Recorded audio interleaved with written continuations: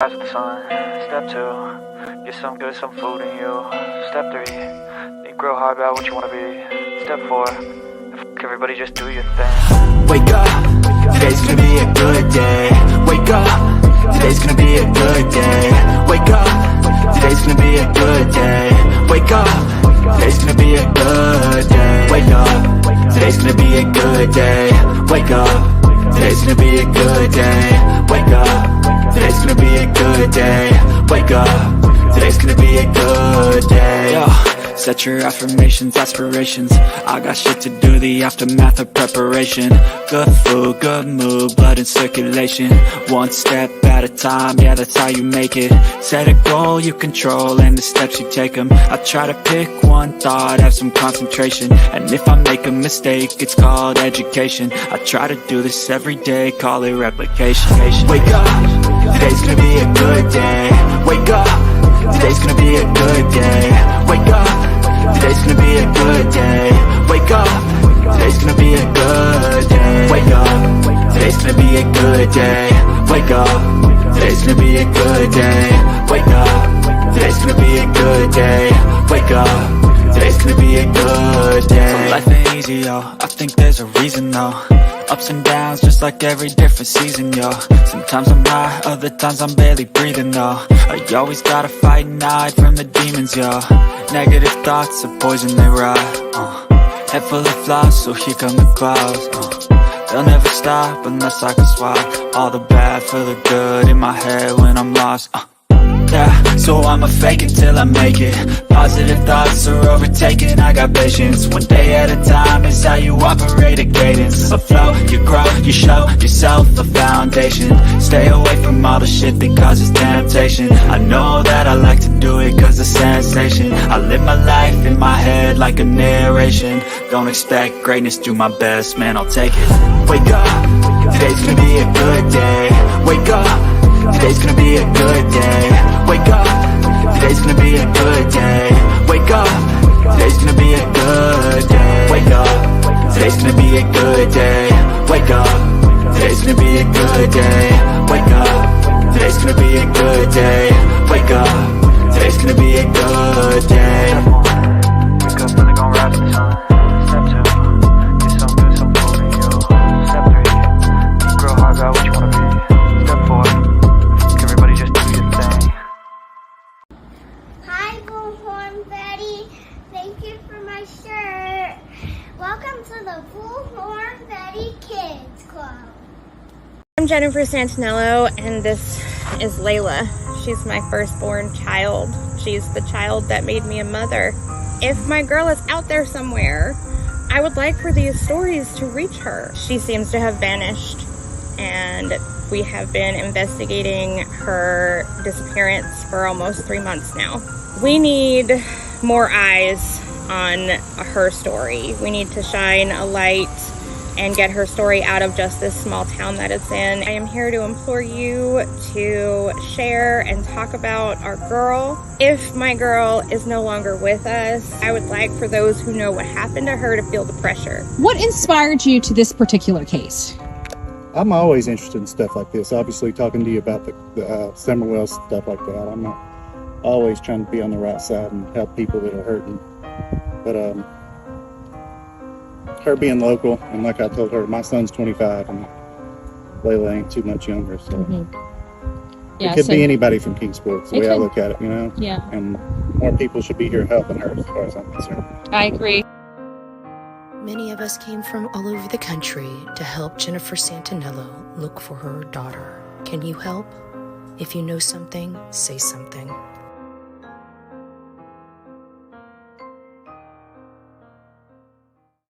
Most people are not willing to work hard, which I'm okay with. I'm okay with that. I'm not judging you if you don't want to work hard. Just fuck you if you're going to complain about it.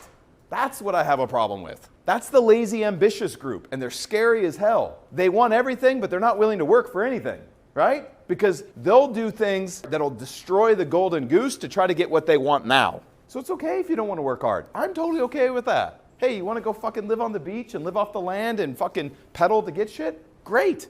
That could be your lifetime. That's what you want to do. There is zero judgment in my heart. Just don't ask the world to change to fit your fucking lifestyle. Welcome to the Bullhorn Betty Coffee Club.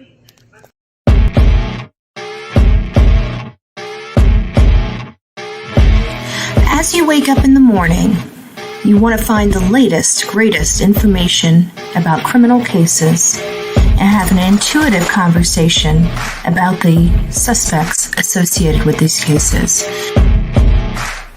Head over to the Bullhorn Betty channel on YouTube.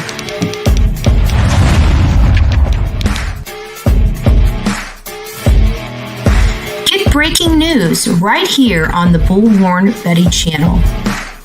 Welcome to the Bullhorn Betty Coffee Club. Enjoy your stay and enjoy your day.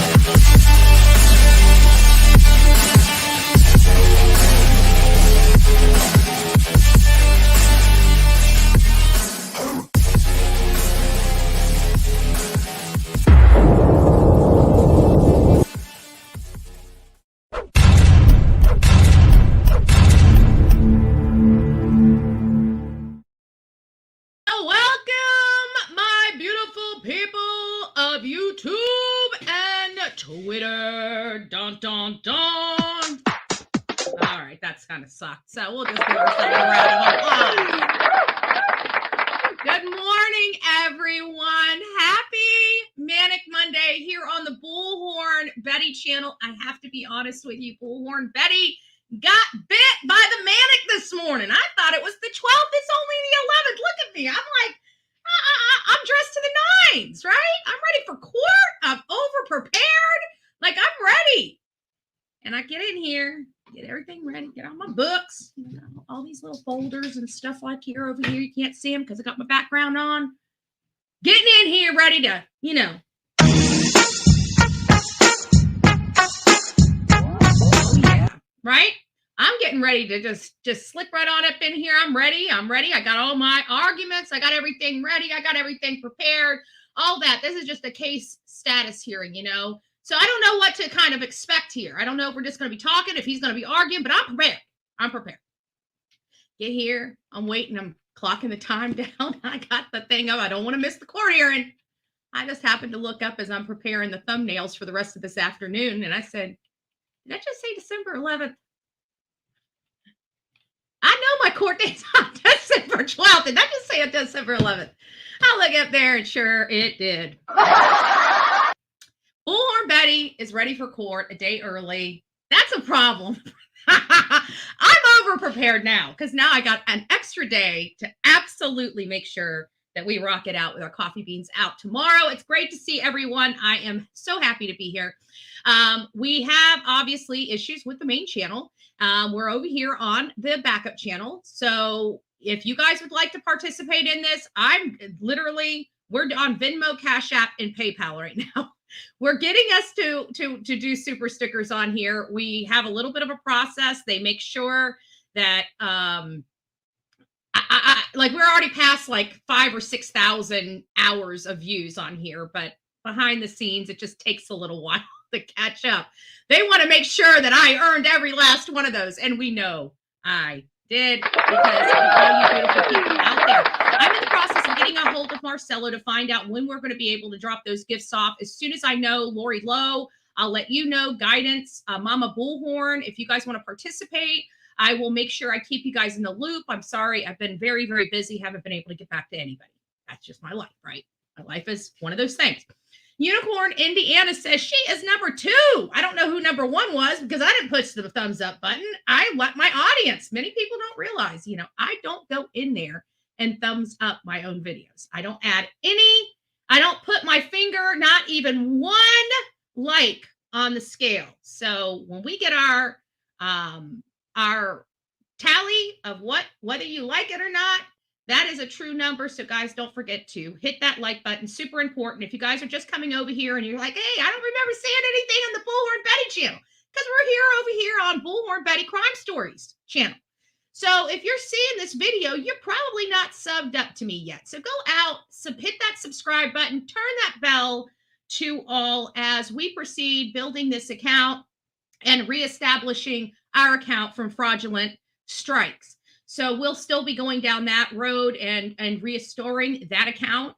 We're going to be doing our third counterclaim on that account now that we have additional information and actual links to provide YouTube. So we will see how that works out. Either way, we should be back up. I want to say another 5 days or 6 days or something like that over on the other channel. We'll see. Lots of shenanigans. I will say this for the record. This is coming from one specific camp. This camp I'm in litigation with. So it is starting to become clear that they're trying to cause financial harm to get me out of this lawsuit to boot. So that's something that the judge is going to have to look and consider, as well as her attorney. Because this is not really looking good just for people that are out there. We just want the stuff to stop. So I'm going to say it at the very beginning of every single video, every single live, we say no to bullying. And you cannot justify somebody being under attack like I have been when I have literally been sitting at home for the last year. I haven't been anywhere. I haven't even used my bullhorn. The nonsense has to stop. Okay. We've been out in front of 3 people, 3 houses, 3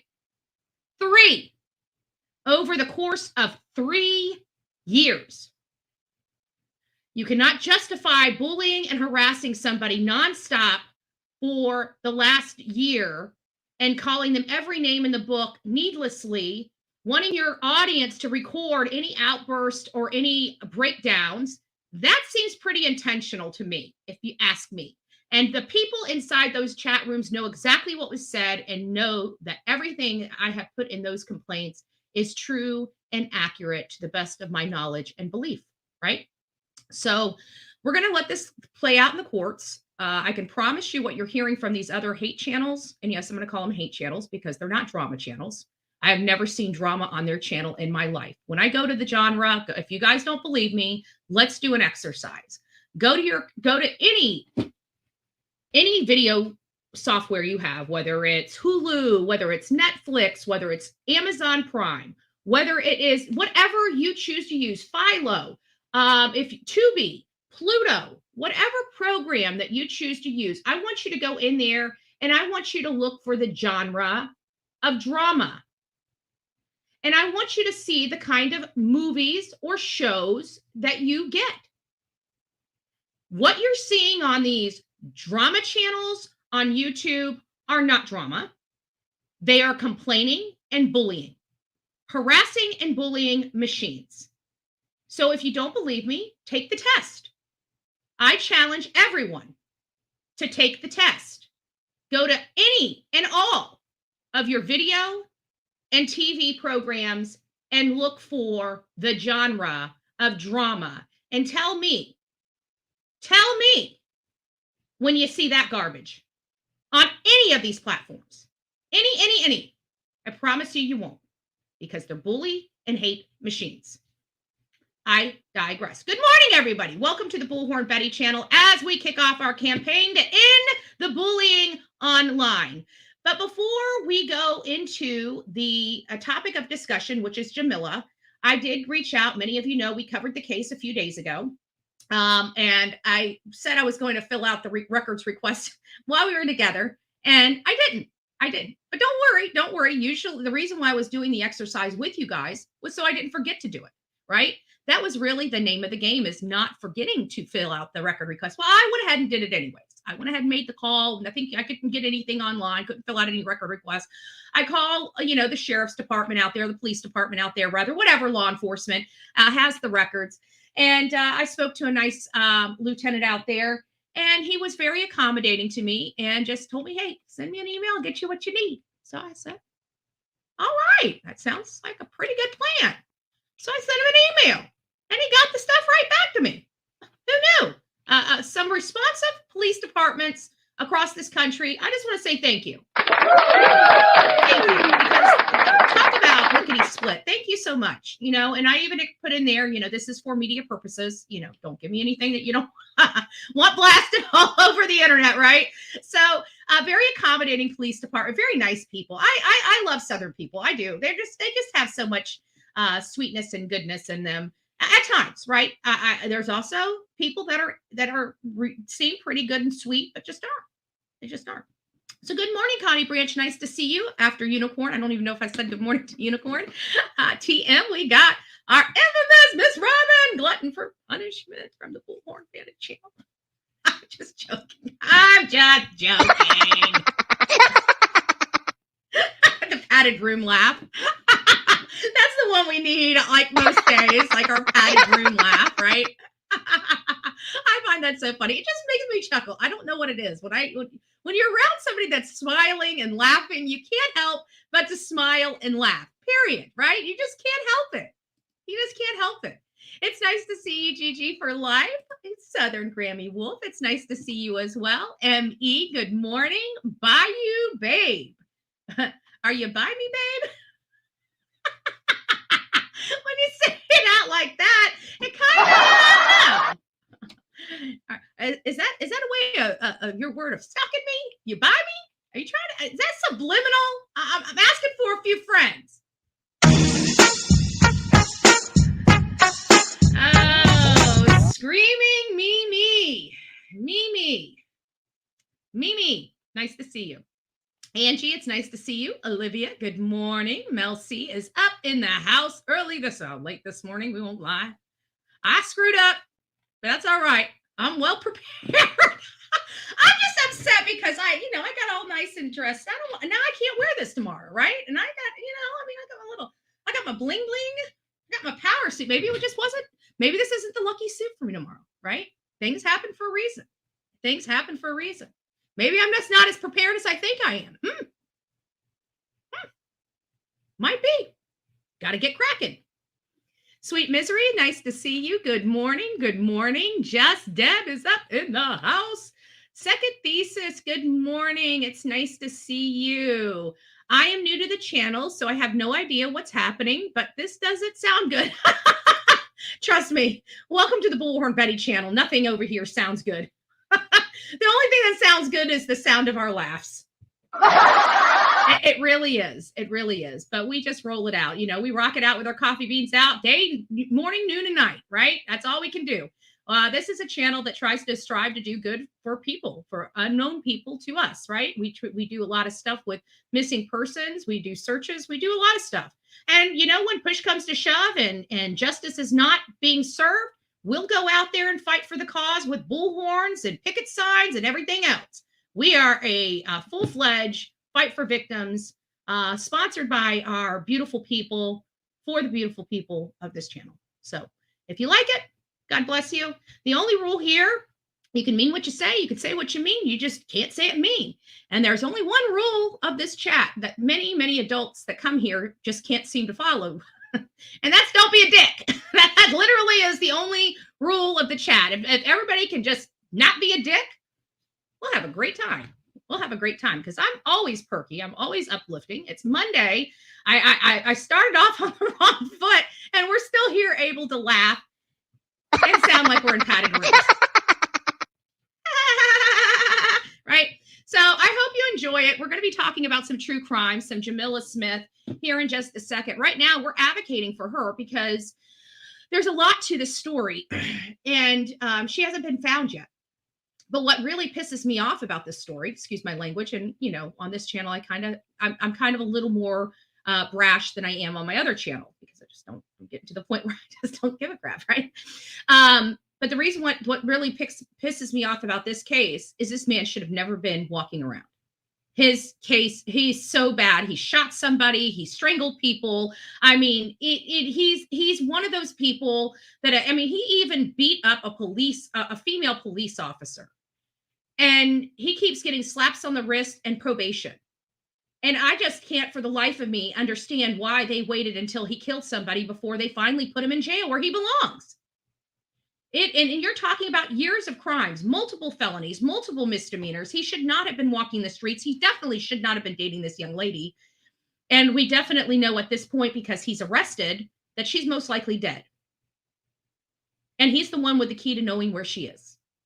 And she is a beautiful young woman that did not deserve to be snuffed out because of this animal that should never even been on the streets. And this is kind of hitting a little close to home for me as well, because I just had a situation in my own community, literally in my own backyard.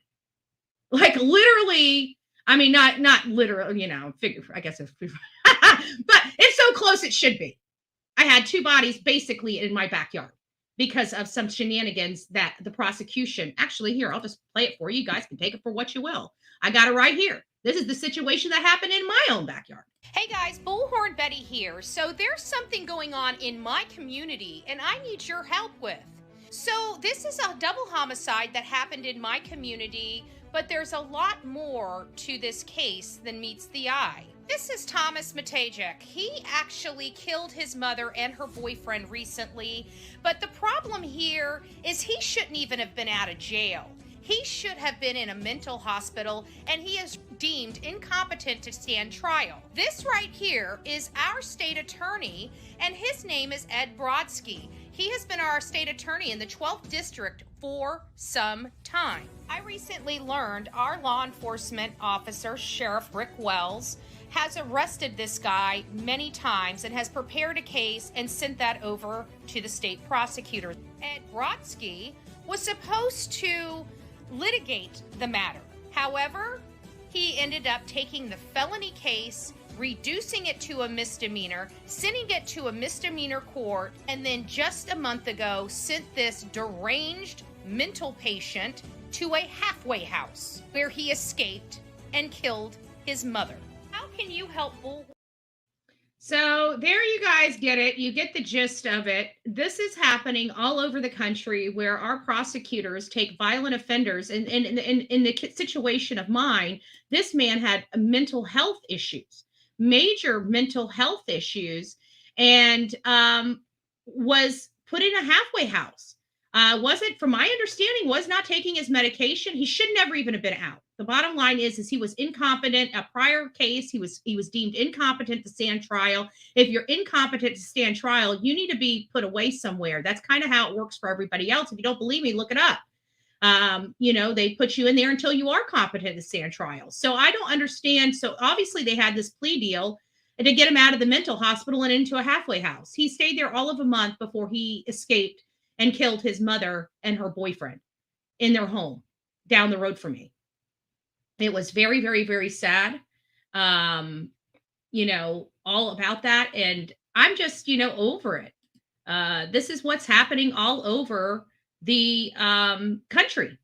So we need to do something about it. I hope you guys are getting involved in your community, because this is a great, topic that we can all be on board with, is stopping this reduction of charges in these violent crimes and these violent offenders. Like this guy that was in my community was already, the reason why he was in the halfway house and dealing with the court system anyways is because he had already tried to kill his mother. Yes, that was for him, trying to kill his mother, putting a pillow over her face. And they reduced it down to a misdemeanor and threw him in a halfway house where he ended up escaping and ultimately killing his mother, which is what he was trying to do when they decided to make this plea deal. That's what's got me so upset. This guy here, this Daniel Harmon in the Jamila Smith case, has a lot of similarities. Now, I don't know if the mental element is there with him as well. It very well could. He could be suffering some type of mental issue. I mean, anybody that in my opinion, anybody that can take another human being's life is clearly disturbed. I mean, just, because normal people, we have arguments, we have bad things happen to us, we have deaths in our families, we have murders in our families, we have, tragic events that go on, and you don't see us going and hurting somebody else. So everybody can handle their own business, but some people, so that in and of itself, for me, I feel like these people that that can take a life willfully have the ability to, have other problems going on, mental health problems, because I don't know a stable, normal person, normal being subjective. I get that. So we'll just say normal being the majority. Okay. The majority of people that have all these bad things happen to themselves and still don't go out and justify themselves taking an innocent life. those are normal people. So these people, to me, just by the act of killing someone, tells me that they can't control their own behavior. They have no control. They do, but they just won't. Everybody has self-control. I just want to make that clear. Everybody has self-control. Whether you utilize self-control or not is up to you, but everybody has self-control. They can control themselves. I don't care what the doctor says. And if you can't, like if you have obsessive compulsive disorders, they have medications to help you with that as well. There is no reason for anybody right now to be suffering. We have doctors, we have medications. I don't understand the mental health, but who that has a clear mind and doesn't mental health doesn't personally affect them, who really does understand it, right? In all fairness, somebody that just like when I talk about drug addiction and how I have a disdain for somebody that went to school to teach somebody how to get off drugs. I have disdain for that. I don't think anybody that has been taught how to get somebody off drugs is going to be very successful. I think you have to, there's just certain things in life in order for you to be an expert on, in my opinion, you have to walk the walk. There's just some things that I feel that even the best book smarts, the best education can never give you the proper understanding of the profession. And drug addiction and drug addiction's one. And mental health, in all fairness, is another one that's right up there. Now, do I think that professionals should? Of course, yes. Do I think people, I don't know how comfortable I feel, on the flip side of that, somebody having mental illness that's gone unchecked and has a doctor's license and is, playing around with brains and stuff like that. I don't know how I feel about that, but, to each their own. There is medication out there. So if you have and suffer from mental illness, please go get help. Today, you never want it. Brains are finicky. You never know what it's got in store for you, especially when your brain is a little sick. Or a little ill, I don't want to offend anybody, but it is what it is. But don't be ashamed of it, own it. It is part of you. It's who you are. You're beautiful. You're powerful. You're wonderful with all of your perfect imperfections. And don't forget that everybody has their perfect imperfections. Good morning. It's nice to see you. Good morning. Good morning. I am Team Summer saying good morning to all the coffee clubbers. Pebbles is up in the house. We have Olivia Brown. That's what kicked us off with the conversation. It's nice to see you, Olivia, and thank you for being here. Vermont Girl, good morning. It's nice to see you as well. Brittany Blue Eyes, good morning. Connie, I think I said hi to you, but if I didn't, you got a second. Hello, hello, hello. Smell like a rose. They're saying there was police calls for welfare check. I wish they would stop. I'm not sure for what. They shouldn't have any more welfare checks on her, but I'm not sure who you're referring to. But they did do some welfare checks. They didn't find her. That's what kind of kicked all of this off. And then when they found him without her, it caused concern. But because a juvenile was in a home, and I think it was like 30 days prior to or something, Jamilla had gotten into a fight with Daniel, and Daniel, according to this juvenile, put his hands around her neck. And that is actually the charge that they're able to charge him with, to put him behind bars without bond. Typically in a domestic violence situation, it is a misdemeanor in most states and in most jurisdictions. So you have to have an elevated action there to push that domestic violence over to a felony. And one of those actions is the act of strangulation.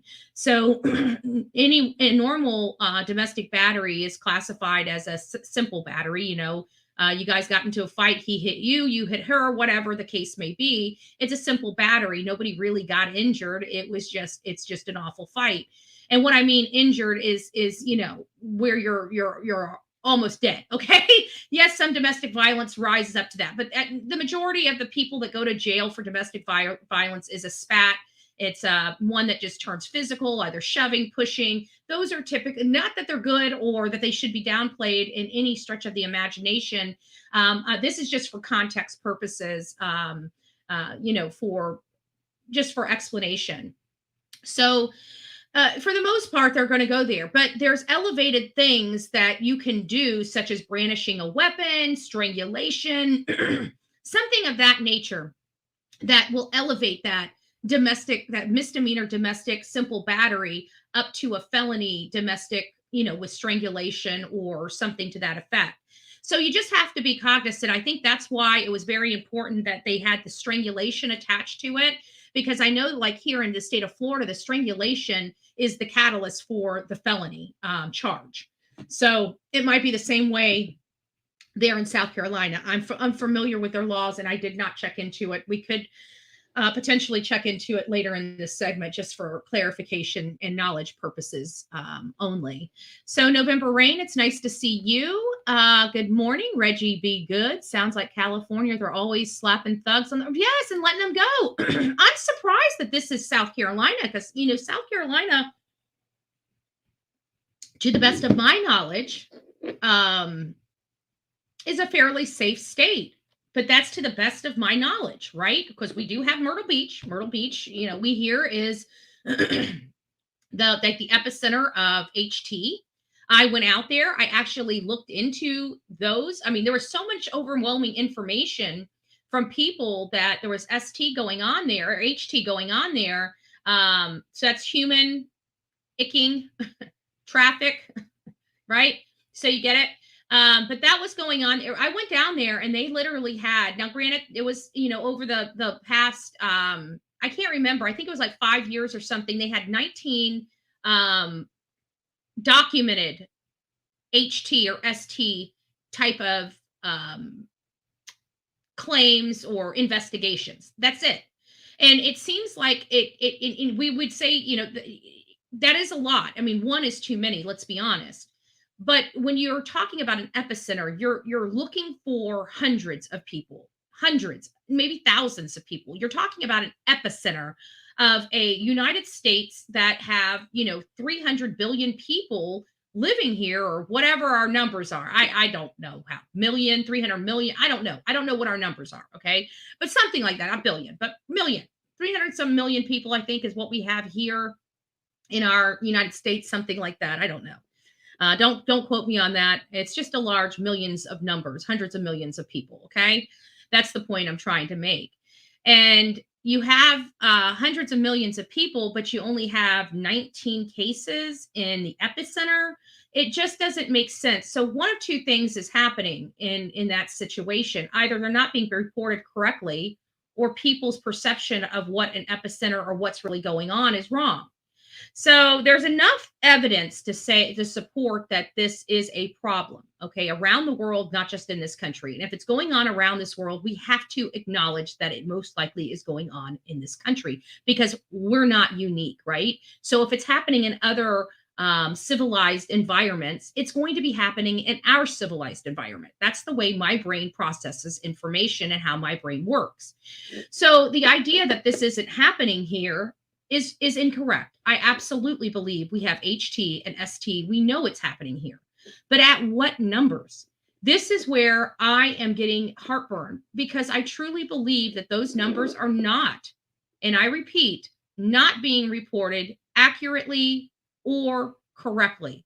There has been multiple times where I've seen with my own eyes from articles of kids being left alone in cars in like deserts and stuff like that. It doesn't make it really to prime news, but it is happening even on our soil.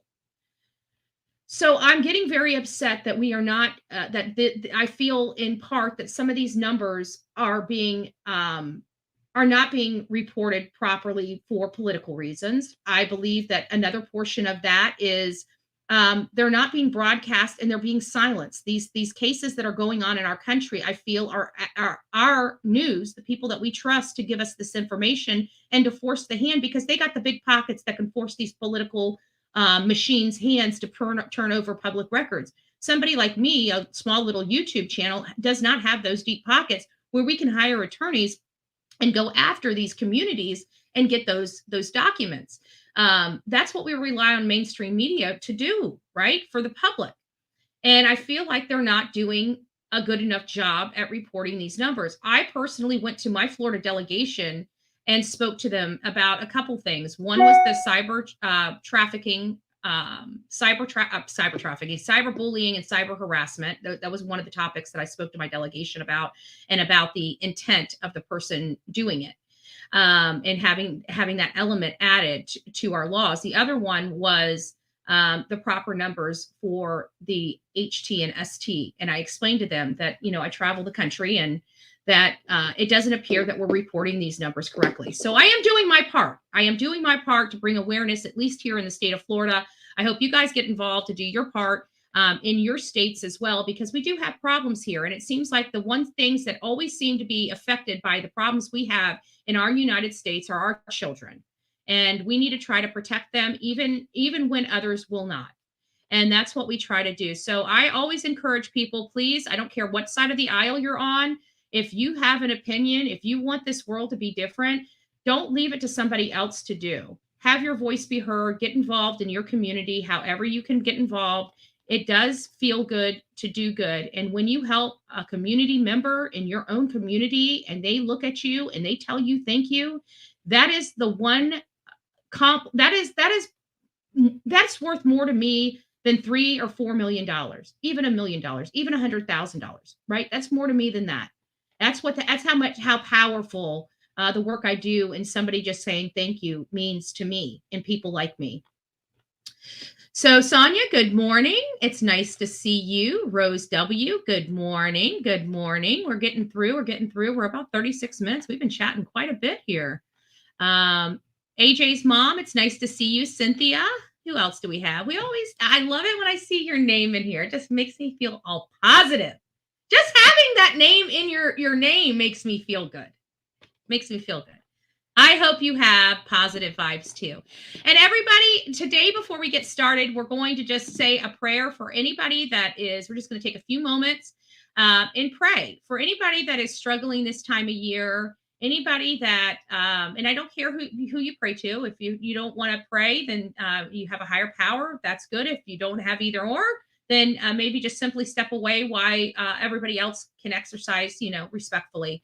So I just want everybody to know to please pray for anybody that's struggling this time of year. Pray for our enemies, pray for our friends, pray for our families, pray for anybody right now that has been struggling, that has something deep on their heart. As we approach this holiday season, I really do want you guys to have the best holiday possible. And I know sometimes, especially a lot of us, we have missing loved ones in our families. We just have a lot of struggles, seasonal depression people suffer from. But I just want you all to know that you're loved. I really do hope you have a Merry Christmas. I wish you the best for 2024. I truly do hope those things for everybody that is watching this message. And I hope that you guys get the joy of being around your family and friends and just filling your love cup up, right? Your love cup up with all that joy and happiness that the holidays bring. And I know for some, holidays bring out a lot of pain and a lot of misery. So this prayer is really for you, because you know what? We can suffer in silence, or we can do something to help somebody else not. And so for all of those that are suffering, or somebody that's alone, maybe talk to another friend that you know is alone. Do something together. There's things that you can do. If you're all alone, you don't have any friends, you really don't get out much, but you want to do something for your own community, maybe consider going to that soup kitchen for Christmas Day and serving somebody that has a lot less than you. It really is a very powerful experience. I do hope that each one of you guys get to experience helping somebody that needs your help this holiday season. God bless you. Have a Merry Christmas and enjoy your time with your family. There's one family right now that is struggling. That is the family of Jamila Smith. I would have to say, the family of Daniel Harmon is also struggling. And I'm going to throw that out there because we know that there are some horrible families out there. We don't know anything about his family, and I'm not going to throw them under the bus. If I find out they're thugs and, encourage this, that's a whole different story. But I haven't found anything like that with this story. And they're, having to deal with a lot themselves.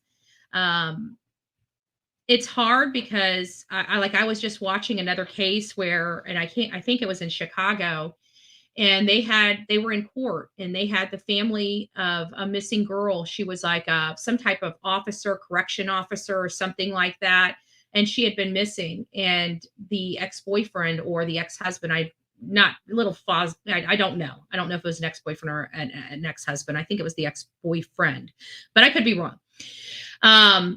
Similar situation as this Jamilla case. The boyfriend she disappeared. They think it's him. And there was like this huge brawl in this courthouse. I mean, it was a massive brawl of these families just colliding like in the tundra. And I was going to show it here, and I was just in awe. I'm just like, yeah, we're not going to show that. I don't want to encourage anybody acting in that manner. I don't want to promote it acting in that manner. I know that in situations like this, emotions are high. These are people's loved ones. Violence is never the answer, because in many cases, violence is what got to that point to begin with, right? I say on this channel that there's three real major factors when you're talking about despicable people, right? That do terrible things. Not that they're terrible people, but they are despicable because they do terrible things. And those are drugs, alcohol, and or violence. It can be one of those things. It can be two of those things. It can be all three of those things. But the common theme in just about every single case we have ever covered here on the Bullhorn Betty channel, and actually, to be honest with you, I can't think of one that we haven't covered. And you notice I don't put mental illness in there. I haven't put mental illness. I say three things. Three, right? Three things. Drugs, alcohol, and or violence. I never said mental health. Why? Because out of all the cases we've covered, we've seen those three things in just about every single one of our cases, if not all. Mental health is a factor. Don't get me wrong. I'm not saying that it's not. But you don't see all mental health people, just like you don't see every single drug addict or every single abuser or every single alcoholic taking people out. I get that. But the three common themes, when they do, are those. So there is and I wanted to bring this to everybody's attention, that there is a $5,000 reward that is now being offered for the whereabouts of Jamilla. Okay, there's $5,000 out there. This is a great reward to start getting some information and leads in. If anybody is out in this area, in the Aiken County, South Carolina area, I'm going to ask that if you know these people, call into law enforcement. If you want to stay anonymous, send them an email, do something. If you know something, say something. They need to find her. If you know something about, his, and I'm talking about Daniel. If anybody is from this South Carolina area and you know Daniel, where is the places he likes to hang out? You need to let law enforcement know that. What is his behaviors? You need to let law enforcement know that. Law enforcement needs this information. Here's why. Because there's certain things, people behave the same way, okay? We kind of function in reality very much in similar fashions. Our brains function not the same. We're not equal, but we do have a way of, thinking and processing stuff. It's statistically known. Does this mean it happens for every case? No, because statistics don't apply to every single case, right? That's why they say you have a 80% likelihood. Well, there's still 20% of other stuff that we have to look into, But statistically, according to behaviors of criminals and people that don't do this, typically, this is probably his first time fully unaliving. We know he shot somebody and he got away with that, but this is probably his first time unaliving. So his brain is probably running a mile a minute. We have to take their behaviors into account when this stuff is going on. Nobody really drives around with a body in their car for too long. So typically it is statistics that when that person is deceased, it's typical that the person that unalived that person is going to want to get rid of that person as quickly as possible.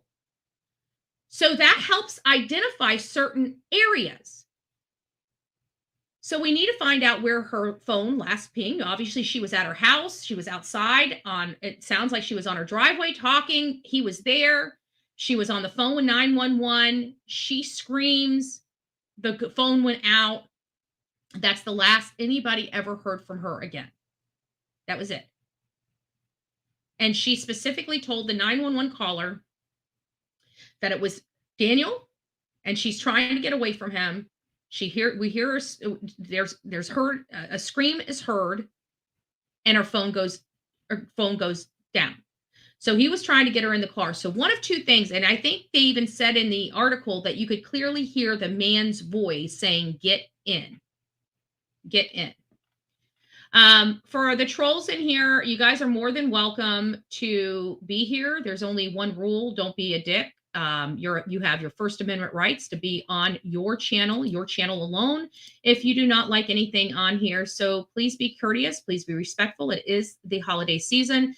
And again, just because you want to have your feelings heard, nobody gives a shit about your feelings here on this channel. They just don't. But your friends on the other channels do. So by all means, go over there and express your opinion. We just don't need the nonsense or the distractions over here. We do not engage in the drama, and I'm not even going to call it drama. I'm done calling it drama. We're not going to engage in the bullying and harassment tactics that you and your side continue to engage in. So there's that. We're no longer going to call this nonsense drama. We're going to call it exactly what it is, and what it is cyber harassment, cyber bullying. That is exactly what it is, and that is exactly what we're going to call it. We're not going to say that these channels are drama channels. They are not drama channels. And I can prove that. I have receipts for that. And those receipts are go to your drama channels and see if you get that kind of garbage on your channels. And I guarantee you do not. So we're done playing this word salad game. We're going to call these channels exactly what they are. They're bully and hate channels. That is what they were designed to do. That's exactly what they're doing. And we are no longer going to use drama to describe their channels, because their channels are not drama. And if you don't believe me, go look for yourself. Just saying. So whack a troll. Only job is don't be a dick. If you can't be an adult, you don't need to be here. I mean, seriously. Like... it should be very embarrassing for anybody to act in that nature. Just embarrassing. Like if your mama knew how you would act, your mama would probably beat you. And if you don't have your mama, she's probably rolling in her grave. Grow up, get a life, do something productive, something to help somebody, because you're not helping yourself or anybody else. All you're doing is just being mean and nasty. And if you really want to look at the psychology of the mean and nasty, let's break into the psychology of mean and nasty. When you have somebody that is historically nasty and mean, even behind the scenes, even when they are probably the nicest person, and they are a very miserable person.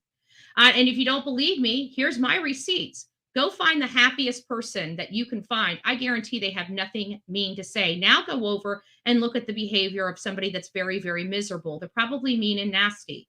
Okay? There's a reason why mean and nasty people are mean and nasty. It's because they're miserable. Okay? We're happy.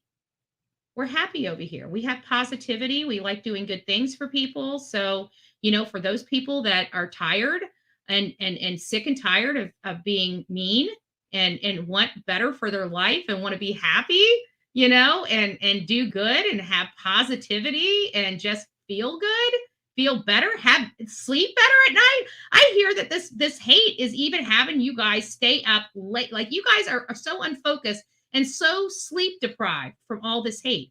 I heard that from several people that have said they're just done. They can't do the hate stuff anymore. They said it was killing them. They literally told me it was killing them. I can tell you've never heard me say that love's killing me. Yeah, doing good's killing me, right? It's why I don't engage, because it's like this thing.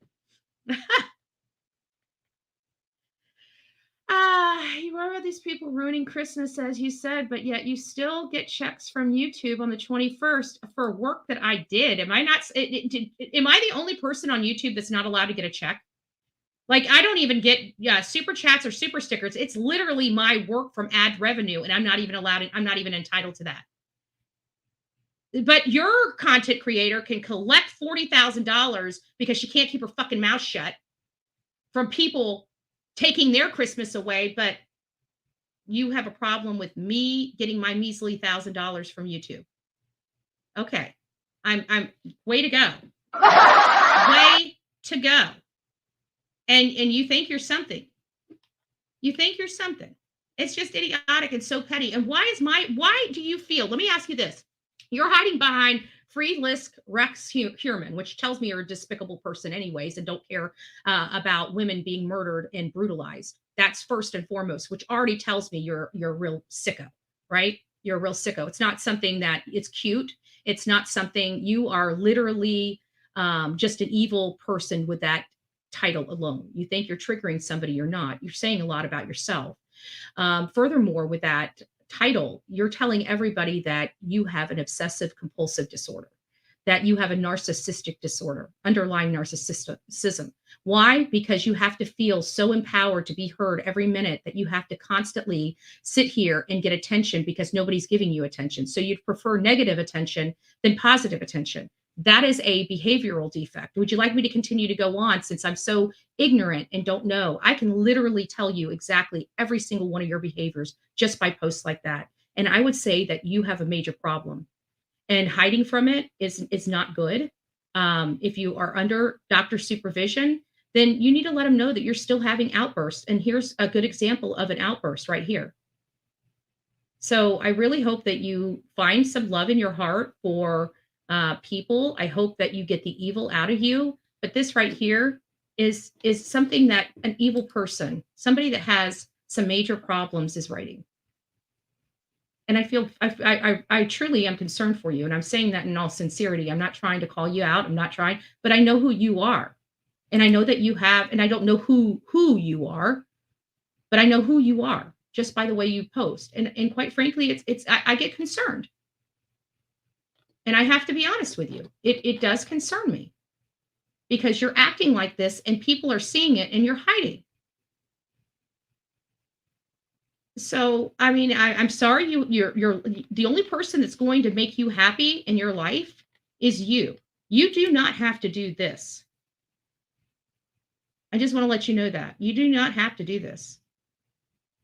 It feels good to do good. This, I can't imagine is making you feel good. I mean, as a human being, I can't imagine this making you feel good. It's really sad. Because at the end of the day, I was falsely striked. I'm going to work through the process and I'm going to redeem my account. And I do so much for everybody else. And whether you guys agree with it or not, we provide flyers, we provide banners, we provide shirts, we get out there and search. And whether you like it or not, it doesn't matter. Nobody else is helping these families like that. But we are. And you're literally taking help from these families for profit of channels that won't do anything for them, that literally take your money and take everybody else's money and get angry if anybody else gets a slice of any type of payment, right? It's the mafia style, wet work that they do here on YouTube. It's just sad. I hope that you hear me. You probably won't, but I do hope that you do. And God bless you and Merry Christmas. I hope you have a great Christmas. I hope you have a better Christmas than me. Okay? Yeah. Yeah. So, and they attack me and tell me I'm making so much money. Well, I can tell you she's probably made 10 times more money than I have with that vile shit. But everybody's so busy looking over here, so they're not looking over there. Kind of funny how that works. And again, coming back, they did take my channel from me being able to get an income for 10 days. So if anybody would like to help sponsor, again, Venmo, Cash App, PayPal, that is the only way I'll be getting a paycheck for the next 2 weeks. So if you guys would like to contribute, please consider doing so. God bless you. Yeah, the jealousy. Oh, yeah. Because we do good. We do amazing while they're sitting on their ass complaining about the amazing work we're doing. And the only way they can steal our content is to criticize it, right? Because that's part of the fair use. So what are they doing? They're stealing our content under the guise of criticism to make a buck so they don't have to get off their ass and go get the content themselves. Meanwhile, they're taking money out of our mouths because we're paying to get that content that they're stealing for free and making 10 times more money than we are, the people that are actually creating it. If you don't think that that's wrong and that's illegal and that I don't have a claim, I'm sorry. I absolutely 100 disagree. And anybody that tells you that probably isn't an attorney and probably doesn't know how this thing works. So, getting on to Jamilla, we're not going to have any more conversations about court, haters, trolls. If you don't like it, guys, just delete the trolls or ignore them, but don't engage with them because that's what they want. They want the engagement. They want to feel important. They want to feel that they're heard. Well, we are not going to be intimidated in hearing their voice in which we do not agree. We do not back criminals. We do not support parents that do despicable things to their children.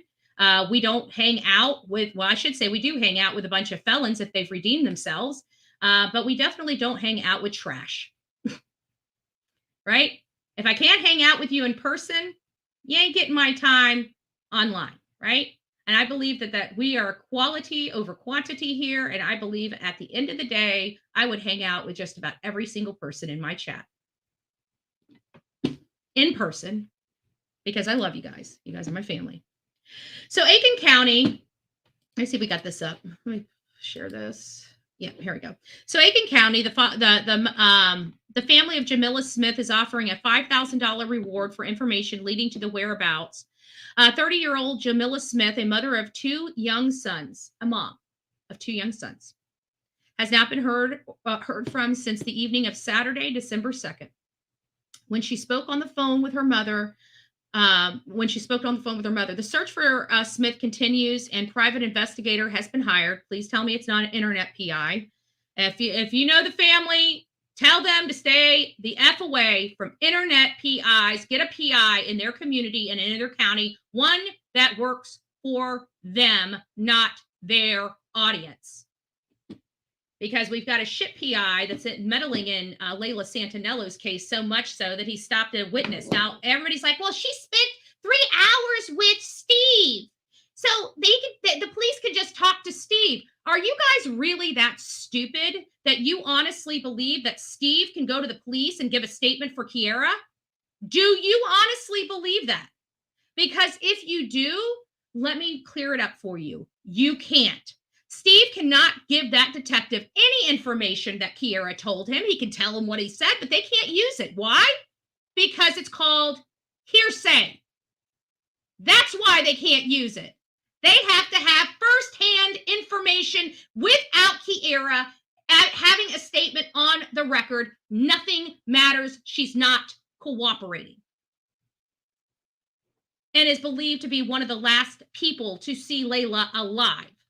Meanwhile, this shit PI is over there screaming from the rooftops that she has been cleared. I can assure you she has not. But they're trying to silence me, and I will not be silenced. Also, let's not forget, let me tell you how professional people think of SF Investigates. So all you idiots out there that want to hire this asshole, right? That want to hire this asshole to work your case when he's telling you it's going to be pro bono and then tramples you all over these stations to raise money to hand to him. And then he doesn't give you any results. He gives you a lot of hocus pocus and lies.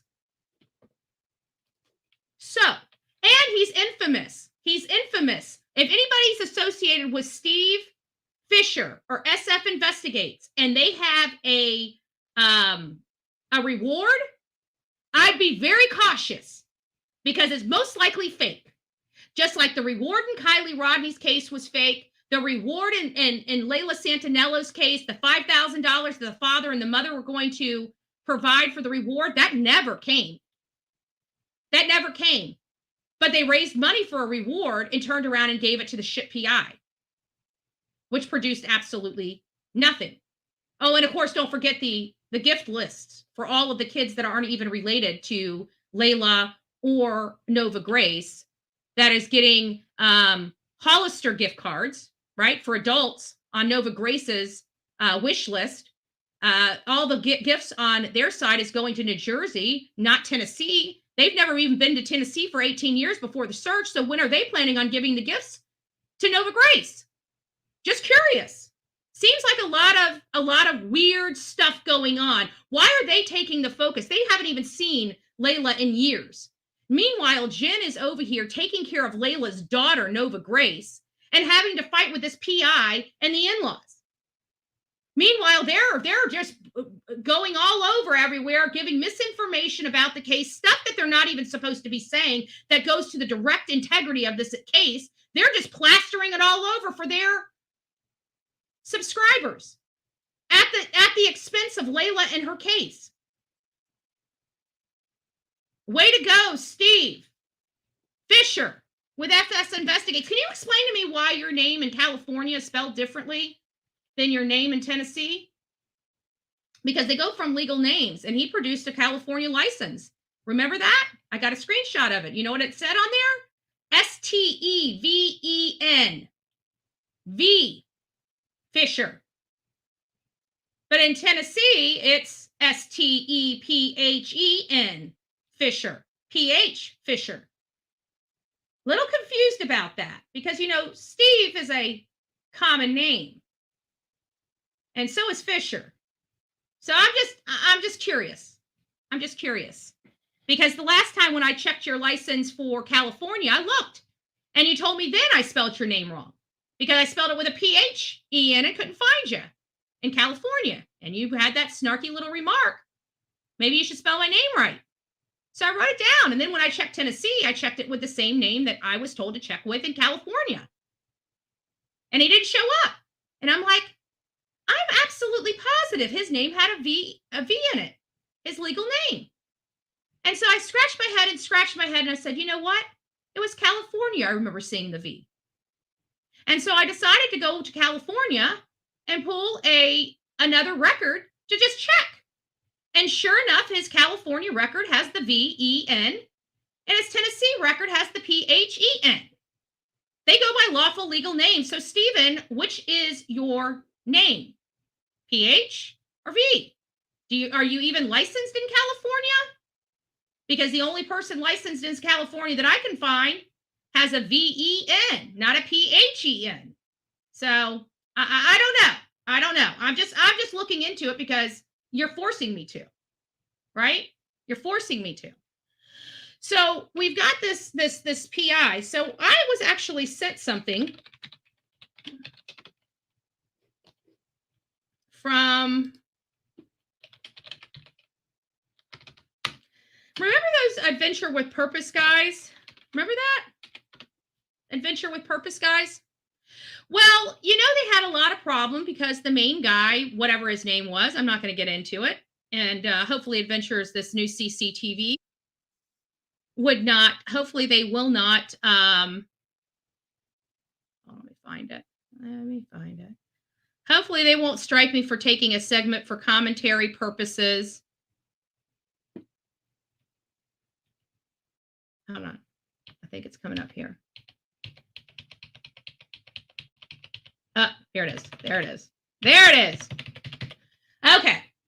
So the Adventures with Purpose guys are the ones that found Kylie Rodney. And you guys remember that Steve, the family told him to leave them alone. He ended up having to shut his Twitter down. He lies about the situation surrounding it. This is another reward scam, probably manipulated by Steve Fisher. I don't know. It just seems like everybody that Steve works for that brings up reward, nobody gets paid and there's never any reward funds. So I want to make sure that we have that disclaimer. With Jennifer Santinello, the $3,000 reward is hard, cold cash that she has in her hand to give somebody with any information leading to the whereabouts of Layla Santinello or bringing Layla Santinello home. Hard, cold cash. We don't play those reward games. And basically how the reward games works is they go into these families are shaken, they're not thinking clearly, and they say, we just need a reward fund, who cares the amount, say 20,000. They'll say, we don't have 20,000 to give these people. They said, well, it doesn't matter, it's just a civil suit. If we get information or we get your child back, who cares? That's what's being told and peddled to these parents from these PIs, these internet PIs. Normal PIs conduct themselves in a very good and professional manner and don't engage in those types of practices. However, other people, they don't care. They don't care. They have people work. They expect them to be paid if they find what they are challenged. I don't know what the money was. What, it was $75,000 for any information leading to the whereabouts of Kylie Rodney. So Adventures with Purpose, they say, this is a lot of reward money. You know, we could really help this case. Let's go out there and give it a shot. They hit a bunch of ponds before they went back to Prosser because they were told by law enforcement that that Prosser Lake had been completely combed. So they said, okay, well, we'll go back there because, you know, their standard is if we didn't search it, it hasn't been searched. But they went ahead and did the other ponds and then decided to go back there. And apparently, after being in the water on 2 specific locations they identified as potential areas of search, they went out there, and within 10 minutes or so, it sounds like they received a hit. So they didn't want to disturb anybody. And they got their huge RV. They have a huge RV and huge equipment because they got the boats and everything. But they had an entourage of cameramen because it was Adventure with Purpose. They had like $2 million subscribers. They made buku bucks. They did this. You know, it started out as being, you know, going and collecting junk, you know, at the bottom of the water, and then they found their first car with the person in it. And so it's one of those things that just organically happened for them. They had a passion for getting rusty old junk from the bottom of these lakes and cleaning them up, to actually being a resource to find missing people that disappeared with their vehicles. Many of them are believed or perceived to be in bodies of water. So, or off mountains, you know, I've seen there was one time there was a wreck where somebody literally went off the mountain and nobody even seen the car for like 30 or 40 years until the tree grew and the car grew in the tree as it was growing up. So, I mean, there's been a lot of weird experience and phenomenons that I've seen.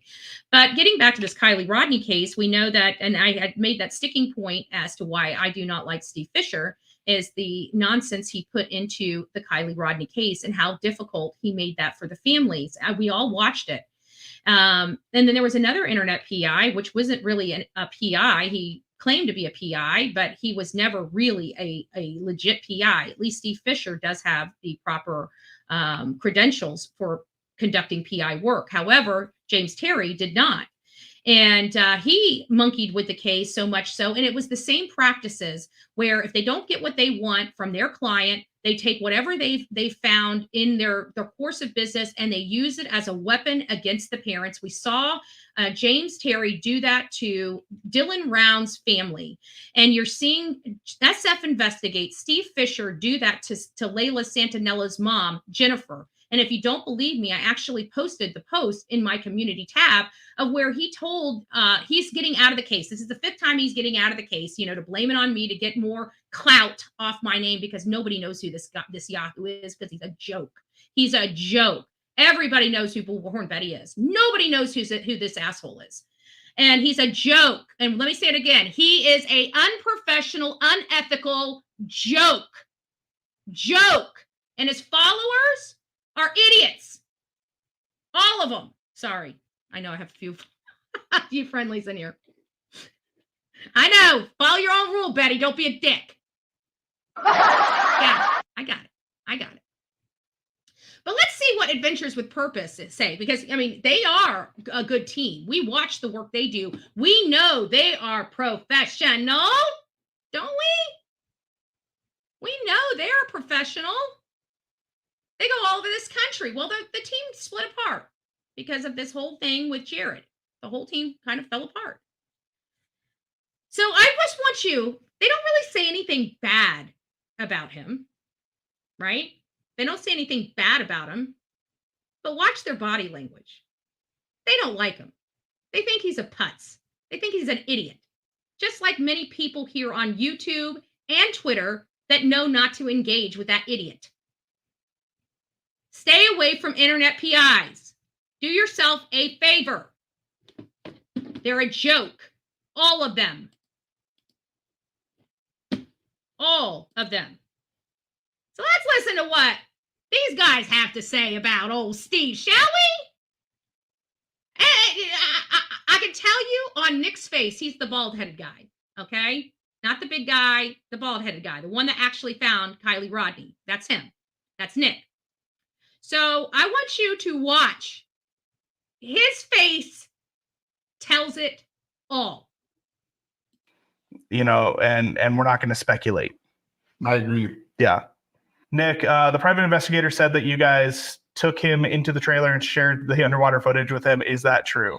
I don't remember him being invited into the trailer. If I remember right, there was only me, Only law one other enforcement. cameraman Oh, that had Steve, the you footage on his lied. laptop, and there was like 3, maybe 4 law enforcement.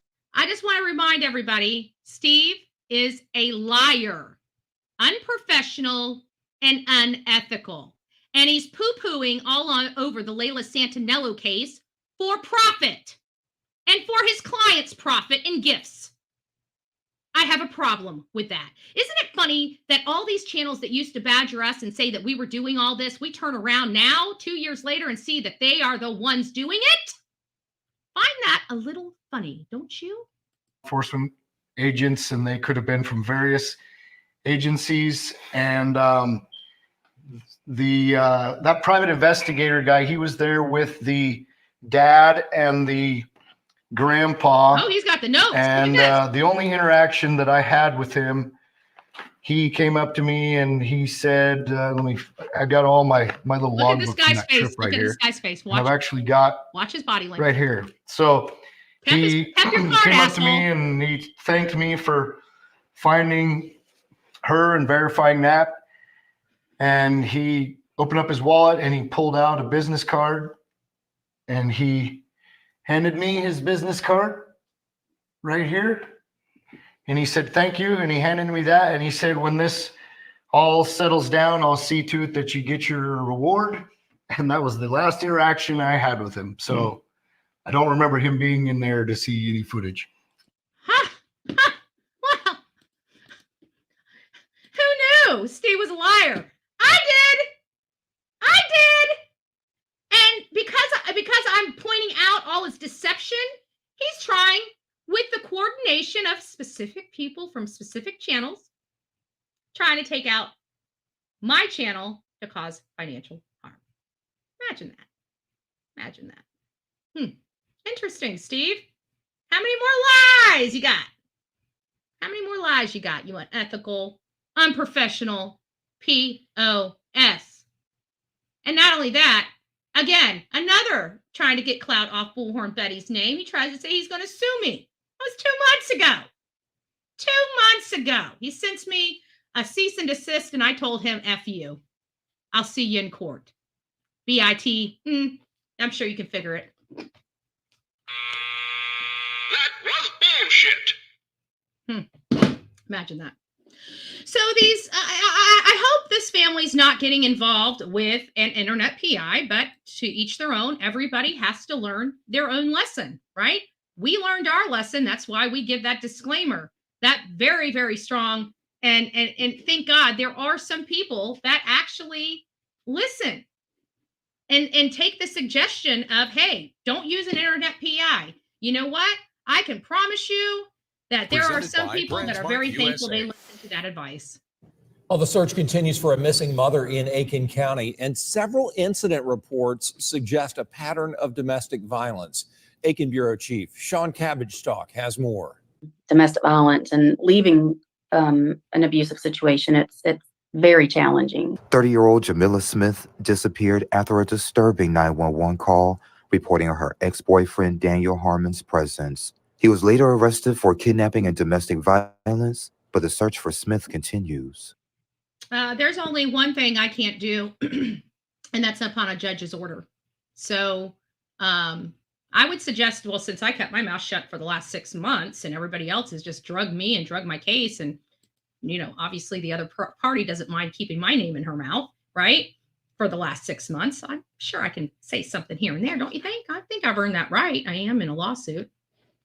I do have to take care of my own my own problems, right? Right? I think she's still out there. We're hoping and praying that she's still out.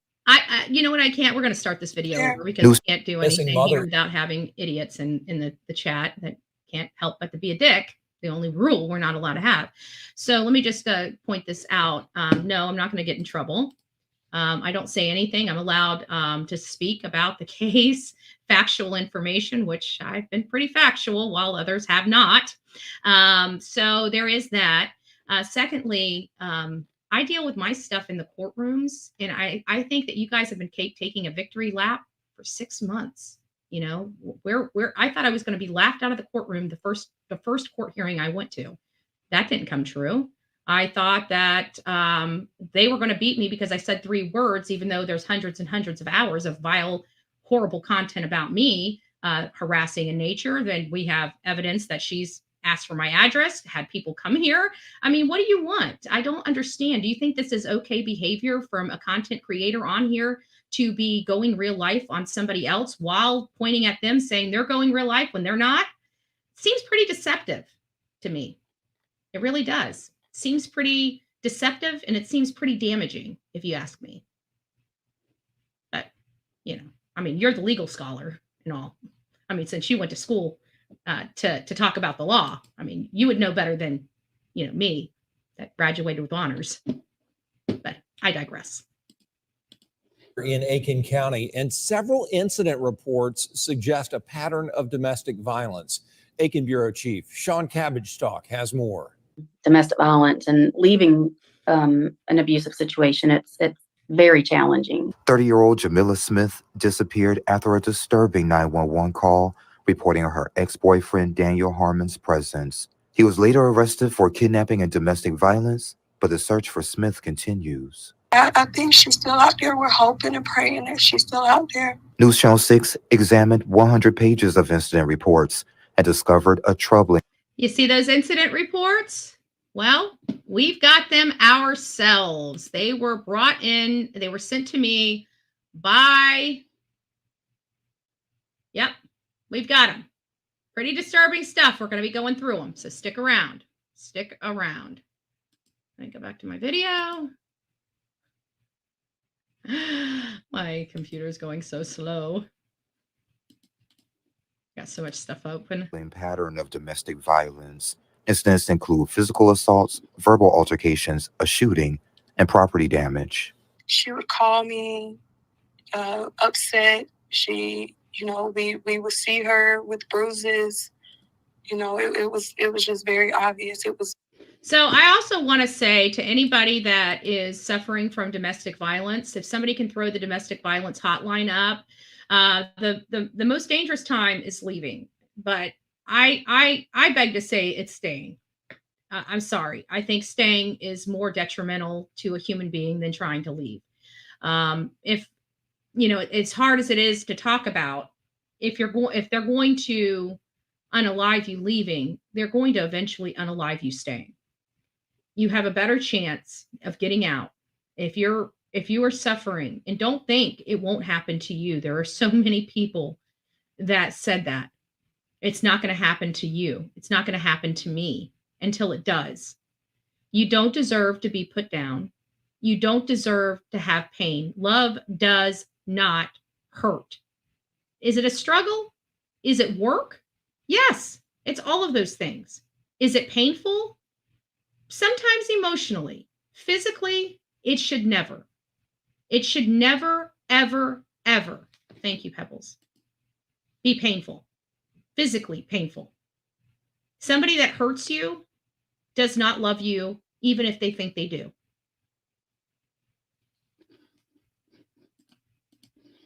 It was known. Cumbie Center Executive Director Jessica Coach shared that many people stay in abusive situations for various reasons, including fear, financial dependency, love, and concern for children's well-being. It takes the average person 8 to 10 times. I will tell you, when it comes to your children's well-being, let me just give you a little bit of advice from somebody that has watched abuse as a child. Okay? You're not helping your child. You're not helping your child. I can promise you the scars, that the unseen scars on that child of watching this go on inside of a home are something that would make you cringe. The lifelong effects of having abuse inside of a home is enough to rock some people's worlds. So the financial, I promise you, if you leave, you put your faith in God, finances will take care of themselves. It may feel like it, may not feel like it at the time. I'm not saying you're not going to have an adjustment period. You're not going to have to change your lifestyle. But if we have to change our lifestyle to keep ourselves happy, healthy, and safe, then that's what we got to do. Of leaving an abusive relationship before they leave for good. The most dangerous time for a victim is when they decide to leave. While there may be an increase in domestic violence during the holiday season, it may not become apparent. So they'll try to keep the peace for the actual holidays, to get through the holidays as a family. Jamilla is a mother of two, and Coach shared that domestic violence not only has long-term effects on adults, but also significantly impacts children who witness it. If you know someone who is experiencing domestic violence, or if you have a suspicion that they may be experiencing domestic violence. No, Olivia, that's incorrect. Just be there for them. Let them know that there is help out there for them. We have resources available on WJBF.com. Meanwhile, if you have any information on Jamilla's whereabouts, contact 911. In Aiken County, I'm Aiken. Guys, so I just want you to understand, this is the face of domestic violence. It looks normal. It looks happy. It looks healthy. And she's gone. So without further ado, let's get on to the court papers, the data, the gunk. And we're just going to go through them one by one so everybody's apprised of his background. This is what's making me so angry about this case. I have to be honest, one of the biggest problems I have with this case is this stuff right here. This is just, can we see it? Okay.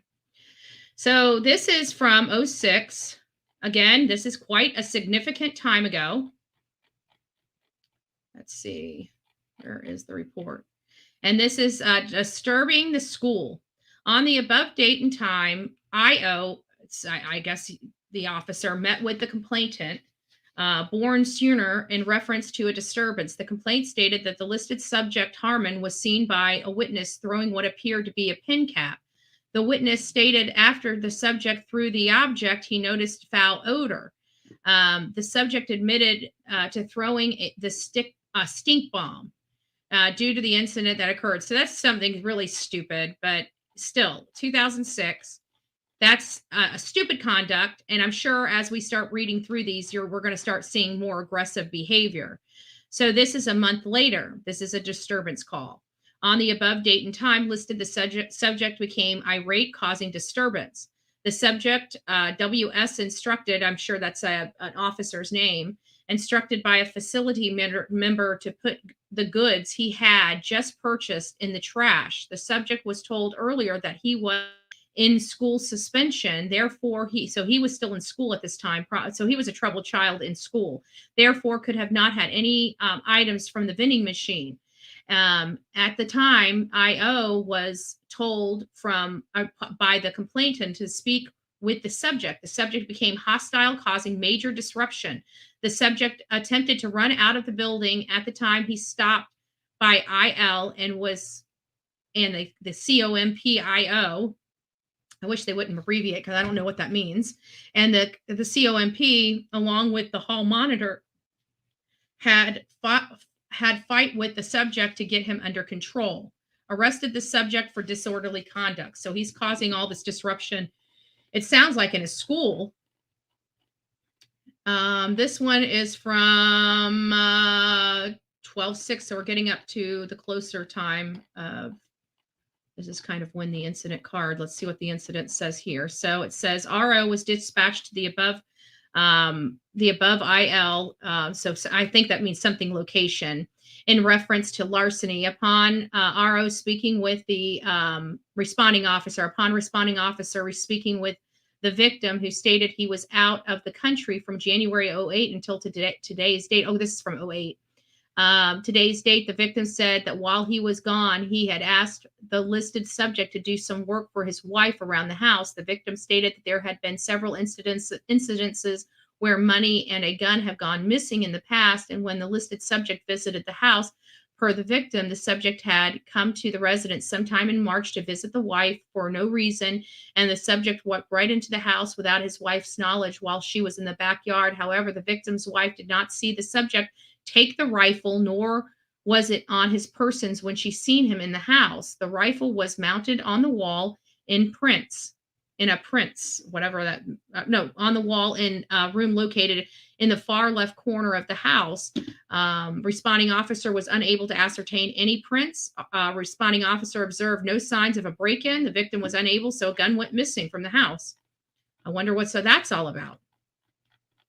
This one has drugs all over it. I don't know what this one is. This is from 2009. So again, we have some minor non-violent offenses going on, disturbances where he's acting out, and a call for help related to a potential burglary and theft of his gun. This one's a little bit different. This is from 2009. Responding officer observed listed vehicle across the left center line of Bradleyville Road, almost striking the responding officer's patrol vehicle head on. The responding officer initiated a traffic stop, and upon approach, the contact immediately smelled an odor of marijuana emitting from the vehicle. Responding officer identified subject 1 as the driver and subject 2 as the front seat passenger. Responding officer asked subject 1 where was the marijuana, and subject 1 pointed at subject 2 and said he's got it. The large plastic baggie of suspected marijuana was secured from subject's 2 front pocket. Responding officer searched listed vehicle with no other contraband found. Deputy Fox deployed K9 Atlas, who alerted on the vehicle, and also a blunt that subject 2 threw out the window into a yard. Responding officer secured the narcotics, so still minor incidences. His major incidences don't start happening until I think right about 2012. I think is when he gunned down that person. This is just back information as we're leading up to what brought us here. So this is a few months later. This is responding officer met with victim. Victim stated that he received a phone call from subject 1 and suspect 1 and suspect 4 threatening to fight him. So obviously confrontational. After the phone call, suspect 1 through 4, along with several bystanders, arrived at the residence. Victim stated he stood on top of the car to tell everyone to leave the property. Victim stated one of the male subjects got on the car and they began fighting. Victim further stated when he got off the car, he was being assaulted by suspects 1, 3, and 4. Victim stated after the assault, everyone left. Victim advised suspect 3 and 4 are juveniles and could not provide any contact information. Victims also knew 1. So it sounds like he's caused a lot of problems for himself, to say the least. This is from 2010. So we've got 2006, 2006, 2008, 2009, 2009, and now 2010. We're getting close. A responding officer was dispatched to 421 Ron Road in reference to an armed robbery. So this is the second one. I don't know how many of you are out there that goes through the first robbery, but let alone a second robbery, right? So apparently he attracts these type of people. That's how my brain works. Okay. That's, normal people don't have this much chaos in their life. So he's bringing some of this on himself. That's how my brain processes this stuff. Upon arrival, responding officer met with the victim, Daniel, who stated that while he stood behind the residence at 421 Ron Road, subject Demetrius approached him and his friend and began talking to them. Daniel stated that when his friend went inside the residence and left him alone with Demetrius, Demetrius then pointed an automatic handgun at him and began reaching into his pockets. Daniel stated Demetrius took a blank and a cell phone out of his pocket and left on foot towards Swamp Road. Daniel stated he knows the subject from the neighborhood, but could not provide any more information on him. At the time of the report, the responding officer could not obtain further information on the subject through ASCO dispatch. Responding officer obtained a written statement from the victim and completed a victim information paperwork. Returning officer has no further. Responding officer has no further, has nothing further, I think is what it meant. So here's another one from 2010. This is a big one. So this is domestic violence, a domestic call. So now we've watched him progress from being in school and just having obedience problems and throwing temper tantrums and causing a ruckus to, having marijuana charges and driving recklessly to being robbed now twice. And then now in 2010, a few months later, we have our first official domestic call. Responding officers to the area of the above blank location, I think it's investigative location, in reference to the complaint of the altercation that incurred on a vehicle observed by COMP. COMP advised that two subs, a male and a female, were arguing in the vehicle, a 2000 Land Rover, dark in color, during which time COMP advised that the complainant, I think that's what complainant advised that the driver of the vehicle swerving off the road. Complainant advised that the vehicle struck two mailboxes belonging to victim 2 and victim 3, causing damage, and then the driver and the vehicle left the scene. Complainant advised that he then drove back to the IL, or maybe I don't know what COMP means. It sounds like it's the cop. And the driver left the location along with the female that was the passenger. Officer located the vehicle at a location, at which time subject 1 mother spoke with officers. The officer advised her that her son, subject 1, and his girlfriend, victim 1, got into a verbal altercation, which time subject 1 was driving and swerved off the road, striking mailboxes, then drove to the vehicle back to TOT, his location. Sub 1 and Vic 1 then left again. Shortly after speaking with subject 1's mother, sub returned to the scene as well as victim 1. Upon requesting of subject 1, he advised that he was driving with his girlfriend, during which he and the victim 1 girlfriend got into a verbal altercation over what sub claimed to be victim 1 girlfriend, stating she wanted an abortion. Sub 1 stated that he swerved, striking a mailbox, then continued on to his residence. Vic 1 stated that she got up with Sub 1 over something Sub 1 said to her and got verbally argumentative with Sub 1. Prior to the accident, Sub 1 stated that the argument was verbal only. I don't believe that. I mean, it sounds like, I'm sorry, I've been in verbal altercations and I don't ever remember swerving off the road or hitting mailboxes. That's usually when there's a physical altercation and you can't, you're hitting someone and your arm is moving toward the direction you're hitting and causing the car to go over to the side of the road. That would be my assumption. There's nothing, this is the affidavit, doesn't mean that the affidavit's accurate, true, or correct. So he says that it was only verbal only, and she never put a hand on subject 1. Officer did not observe any signs of visible injury on victim 1 or sub 1. Both declined any medical assistance offered by officer. Officer went to the location of Vic 1 and Vic 3 to observe the damage done to the property. Officers observed 2 mailboxes were destroyed, damage estimated approximately blank. Officer observed an oil trail from the scene, which led back to the vehicle involved in the parked at the IL, driven by, so it looks like they struck the oil pan. That's an expensive repair, especially on a Range Rover. Just an observation. Due to the nature of the vehicle incident involved, officers notified the Highway Patrol and responded to the investigation, handled the collision and any possible charges pending as a result in reference to the damages of the mailboxes. I don't see him going to jail for, running over mailboxes.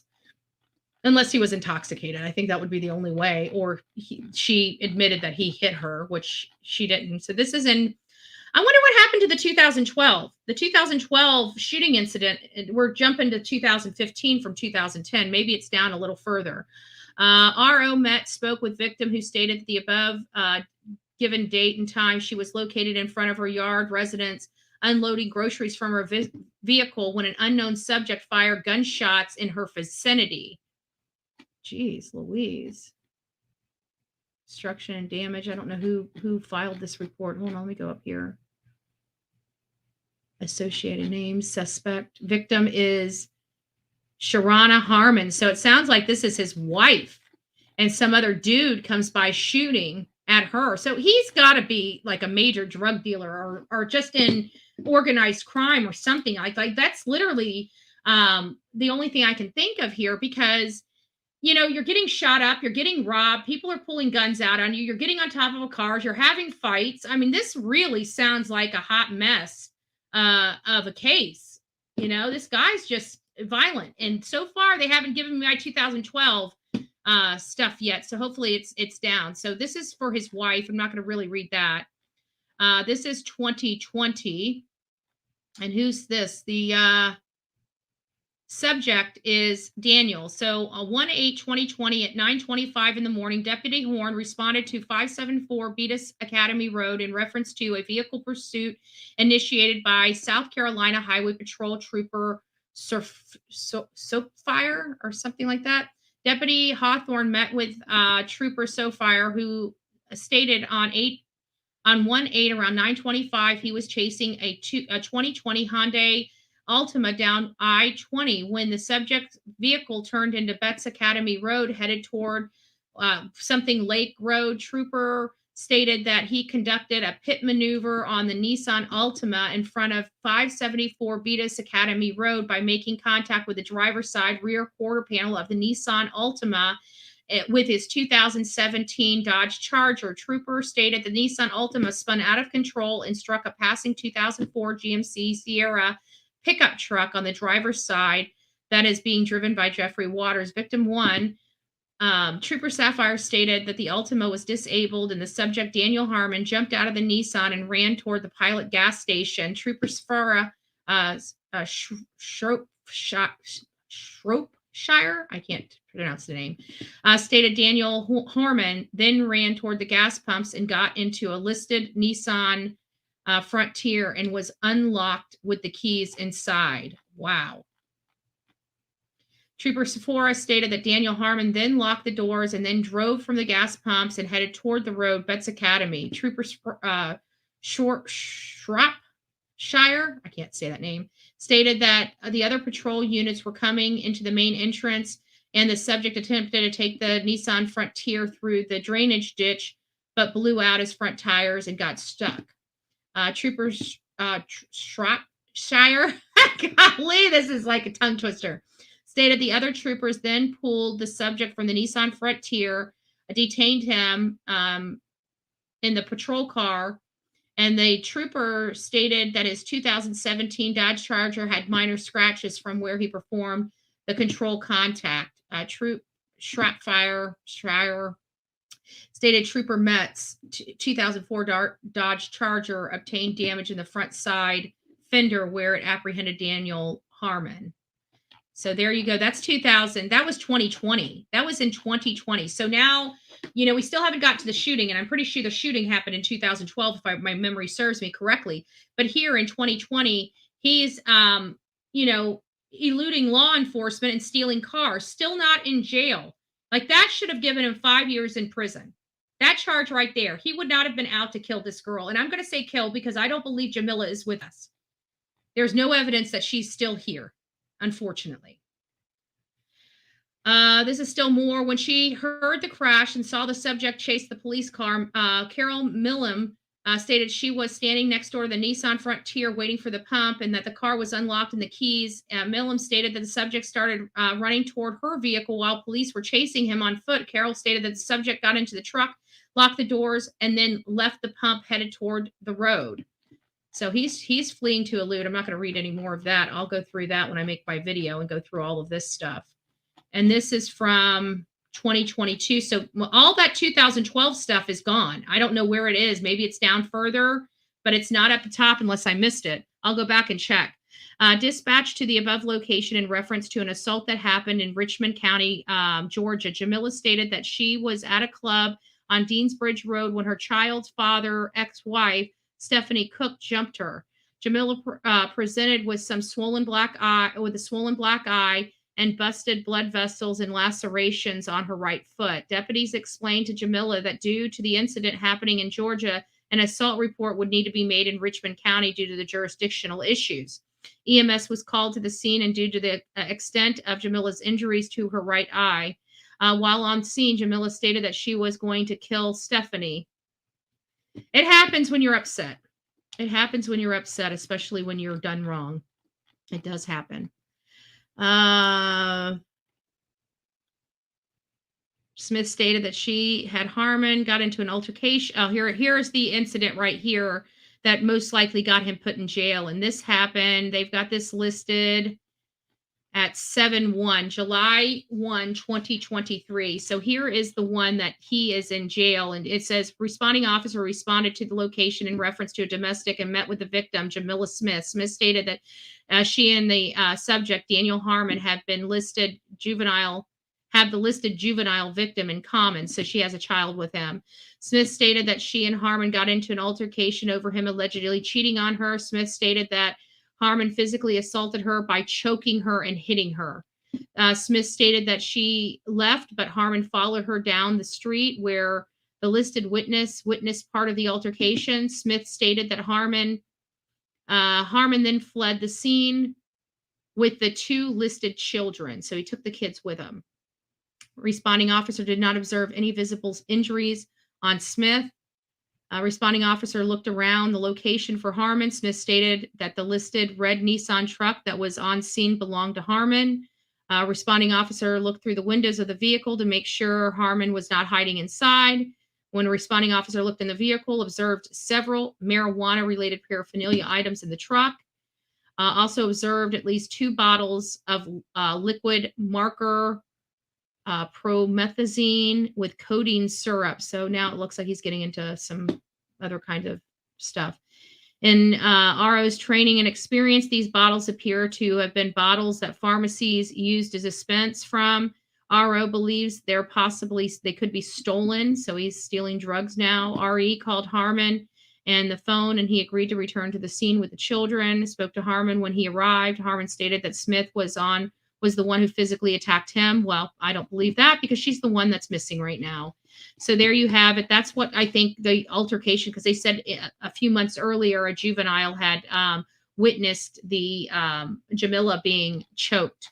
So that's what it sounds like. I want the 2012.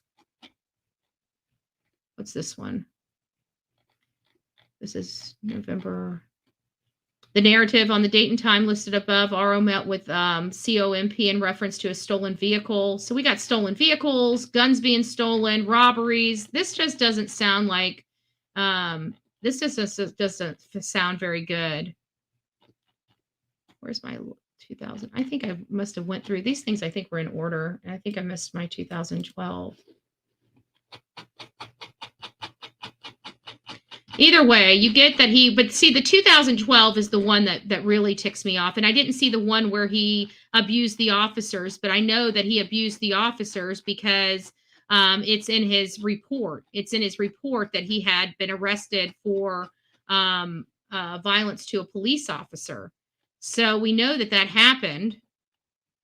Let's see what we got here. That's 9, 9, 9, 9, 9, 9, 10, 10, 10. So they must, if they took that out, then it's a direct result to the case that they're working on. That might be the reason why they took it out, is because the case that they're working on, this is 2010. Goes from 2010. 2011. Hold on, here's one. Sharona, aggravated assault.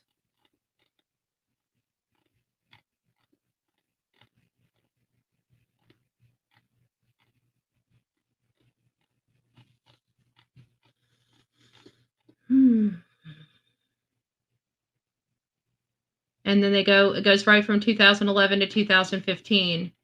So, and then to 2020. So they've redacted some of the stuff from what they provided to me. But either way, he's in jail right now, but we do need to find Jamilla. Okay. Jamilla is missing. If anybody knows his whereabouts, if anybody knows his behaviors, if anybody knows where he goes and hangs out, we want to know that. We want to know that. Law enforcement needs to know that, but it helps identify search areas to search for her because she's out there somewhere. He had to do something with her. Obviously, law enforcement has a lot more to go off of than we do. The information that's coming out related to this case has been very minor. It's not really a whole lot. Later this afternoon, we're going to be going over the case for Crystal Rogers. This case is really has intrigued me. It's really getting my attention. There's a lot of twists and turns to it. I think we have a lot to learn from it. And so we've been really diving in. Now, granted, I haven't put my boots on the grounds in Kentucky yet. This is one that I think I may decide to go out there to do some more in-depth investigation on this because it's an active and ongoing case. It has a lot of hallmarks of Alec Murdaugh. It definitely has a hint of corruption. It has a hint of, for me, I know that it's not leaning this way yet, but it almost has a hint of organized crime for me. And so we definitely would like to, can you guys just get a life? Like, seriously, just get a life. Nobody cares about your opinions over here on this channel. You guys are just wasting your time. I mean, to sit here and get enjoyment out of that, it just shows me you're highly disturbed. You have serious mommy issues. I just want to let you know that. Serious mommy issues and attention-seeking behavior. But Crystal Rogers case, especially with the whole connection to Jason Ellis, I'm still trying to make the Jason Ellis case. We don't know how it fits in. Like, we know he was ambushed, but why was he ambushed? He doesn't look like the kind of guy that was, but then I did hear, so I always, listen, and I listen intently. And yesterday we had the wife, Jason Ellis's wife on, and she was talking about her husband and how he's the hero in their family, which I don't doubt. He seemed like an amazing person. But you heard her say, how wonderful he was and that they had been married, 9 glorious years or something like that, like coming up on the 10-year milestone. And while, I don't like playing statistics and stuff when it comes to people's lives or families or anything like that, we do know that there are certain stages in a relationship, that are growth stages, like your first 2 years. Your first 2 years are kind of your love years. You really don't have any significant problems. And then it just seems ironic, something past the 2-year mark, it's like you get into like the biggest fight in your entire life and you guys just hate each other for a while, right? You get past that and then you grow, you maybe have a kid or two or something like that along the way. And then you get to, you're coming up to 6, 7, 8 years. Typically in that era, especially getting right around your 10-year mark, is typically when, you have some insecurities, some infidelity start, seeping into a relationship if it's going to have. So if there was a infidelity type of situation going on in Jason Ellis, I just want to put this out there. I don't believe there was. Okay. He doesn't look, there's nothing that I've found so far that implies that he's got this love triangle going on in his life. As a matter of fact, everything I'm finding is showing just the opposite, that he was just this amazing guy, this upstanding human being that just wanted to make the world a better place. That's really what I'm learning about Jason Ellis. So I removed the idea that there was possible infidelity, an infidelity type of situation that may have caused him his life. For example, if he's having an affair, maybe the husband of the person he's having the affair with is, angry and wants to get him back. What if his wife is having the affair and maybe it's the significant other, her other half that wants him out of the picture? So the love triangle could play into this and could absolutely explain the ambush. But when you look at his life and look at all of his accomplishments and all of his accolades and who he seemed to be as a person. Now, granted, I didn't know him personally, so I can only go from what I read and what I can see of this man on an online type presence situation. That he was awarded some accolades from the governor for his work with the K-9 unit. If I've got that information, I know he was awarded an award, and I'm pretty sure it was related to his K-9 work. But he was the first K-9 officer for Bardstown. So, people kind of looked up to him. He was making a big dent in the drug trade in that small community, according to these reports and news articles. So that's what's really leading me to believe that if the Houcks are involved with his ambush and murder, why would they be involved with his ambush and murder?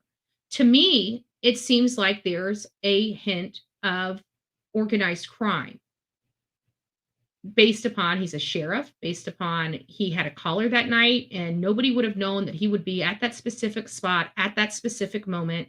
And then we learned from the interview with Nick Houck, Brooks Houck's brother, the one that prosecutor believed shot and killed Tommy Ballard. He worked with Jason Ellis. He worked on the same shift as Jason Ellis. He would have had insight on when Jason Ellis was leaving that department that night. He would have known that Jason Ellis was not in his car. Jason Ellis was not in his car and did not have his K-9 dog partner with him that night because his car that housed the dog was in the shop getting repairs. I'm curious what type of repairs that vehicle was undergoing. His car that he was in that night, the pool car, had no dashboard cameras, had no dog, and he was able to be ambushed in it and shot to death. There's a lot of things that kind of make you believe inside job. And you got the Houcks. And now both of the brothers have been accused by the state prosecutors of being murderers. So this small community of 13,000 already has 2 murderers in it. I can't imagine a country town with 13,000 people in it could possibly have 2 murderers amongst them, let alone them being brothers. So we've got a lot to still dive in with the Crystal Rogers case. Crystal Rogers is going to be one of those cases that I do believe she's going to be found. I believe they're going to be able to bring her remains home. I know it's taken a really long time, but I believe people are starting to talk. People are starting to be pressured. Those handcuffs and that silence of that jail cell is almost deafening. It's almost deafening. So I'm pretty sure the Lawsons are really thinking, are they going to want to work out a deal? Or are they going to want to put their necks on the line anymore? And I'm pretty sure both of them are at that point where they're ready to say, let's make a deal. I think that we are going to be getting to the bottom of this. Thank God for the FBI, the agents of the FBI. People ask, especially with Jamila Smith, this is a sticking point that I had. We're all angry that Daniel should have been in jail, and he should have been in jail for a long time ago. He should not even have been out to commit the other crimes that he had in 2015, 2020, 2021, and definitely not the most recent of kidnapping and most likely murder of his girlfriend. He should have never been out of jail. As soon as he shot somebody, he should have been, that's a violent offense. That is a very violent offense. And for a prosecutor to whittle it down to a man being shot in justification for a man to be put on probation for 12 months is enough to make your stomach turn. And then when he got that slap on the wrist, and he was fortunate enough. Now, I'm not saying, some people aren't deserving of second chances. Okay? I'm not saying that at all. I think that if the judge said, you know what, there's extenuating circumstances here, I believe that he might be able to change his life. I want that person to have that opportunity to change their life. I truly do. But when he hit another officer and he hit her in her face,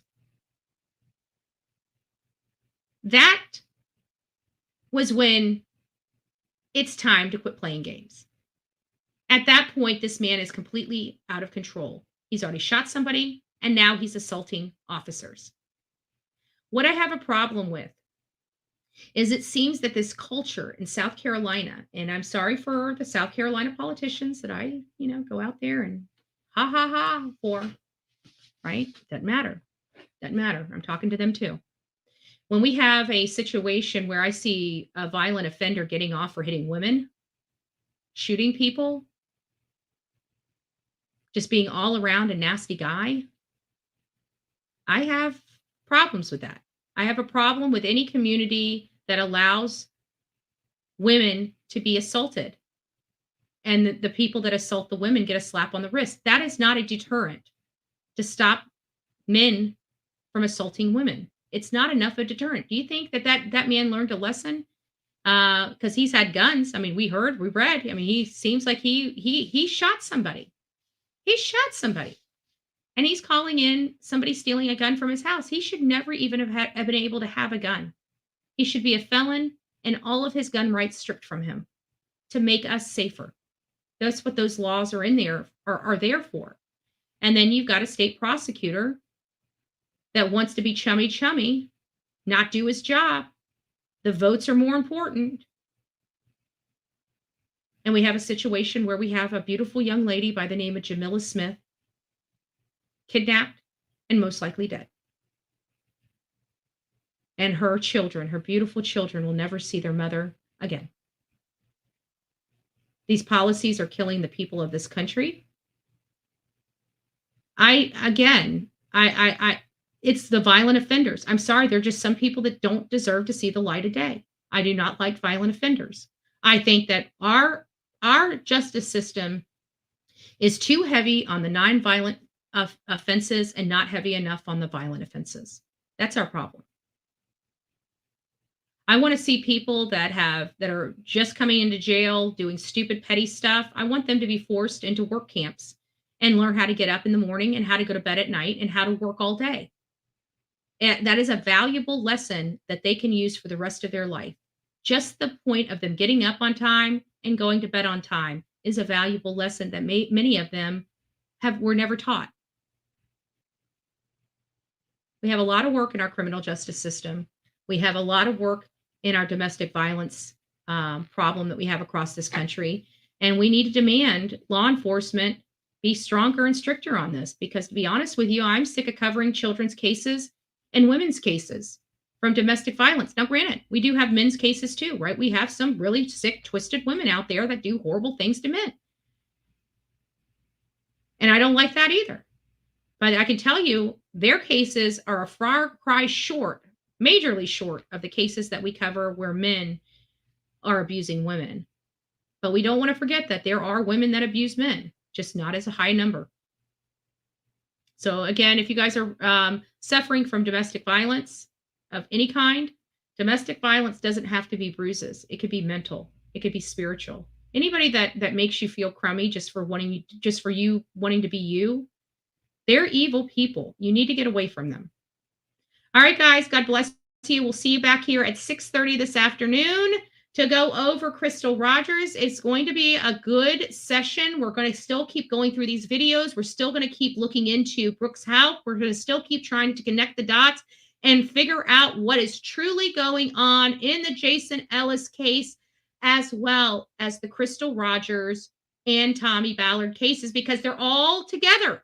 We've got 3 deaths. We've got 3 people in jail right now for one of those people's deaths. We still have two other unsolved cases, Jason Ellis and Tommy Ballard. I believe Tommy Ballard is pretty much solved. I believe Nick Houck is going to be arrested for the death of Tommy Ballard. And I believe that Nick Houck is going to also be arrested in connection with helping Brooks dispose of Crystal, the trunk of his car, his police cruiser, lit up like a Smurf. He had bodily fluid, lots of bodily fluid in the back of his patrol car, in the trunk.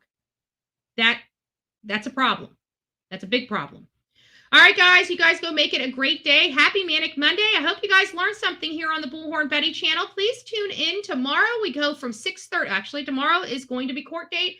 So we'll be coming probably live around noon or 12:30. We have our live at 6:30 in the morning or 6:30 at night. So, but however, on Wednesday, it's 6:30 and 6:30. I'm going to try to throw an extra video up in the middle of the day, if possible, if I have time for it. But tomorrow we will be late coming in here. Don't forget to go ahead and change your bell to all on here. And don't forget to subscribe. This is the new channel. I'm working on the old channel. We will not be defeated. We will expose the bad behavior. And we will absolutely 100% end bullying on YouTube. We are going to end. This is just the beginning to our fight. Because after this, and after a few other of these cases that are going to be brought forward, we are going to be going to YouTube and we are going to demand change. This fight has literally just begun. I'm going to make sure that this community here on YouTube, as well as other social community platforms abroad, will be protected, and we will have true, meaningful resolution that for people that engage in this targeted harassment and cyberbullying practice, which again is a felony in all 50 of our United States of America, a felony. So God bless each and every one of you. Until next time, please be kind and please be safe and kind to one another in the chat room. Until next time, we'll see you soon. God bless. There you go.